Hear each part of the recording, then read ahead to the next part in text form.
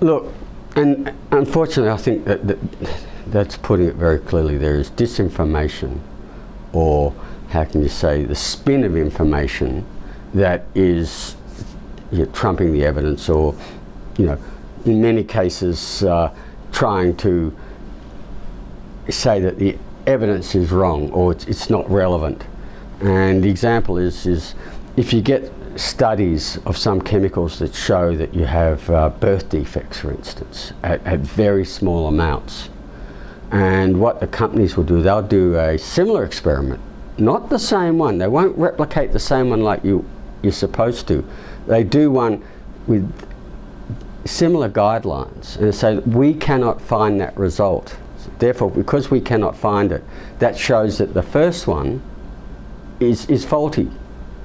But this is very wrong, because they haven't replicated the first one. If you do another experiment with different guidelines, you expect to get a different result. And I suppose the best way to put it is we've seen it all the time with big tobacco, with asbestos and other people. For years, asbestos was used everywhere because technically it's not a poison. You can eat it by the bucket load and you won't get sick.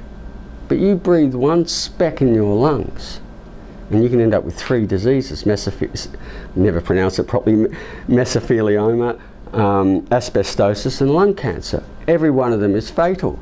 Now we've gone from a situation where there was no worries with asbestos. Now if you want to remove asbestos out of your house, you've got to spend thousands of dollars and put it in toxic landfills. It's a very hazardous substance. But they knew as early as the 1920s and 30s that this was dangerous, and they just kept on putting in disinformation. It was why it's used everywhere, in houses and schools, school playgrounds and hair dryers. Everybody got exposed to it, and now we're sitting on a time bomb because of it.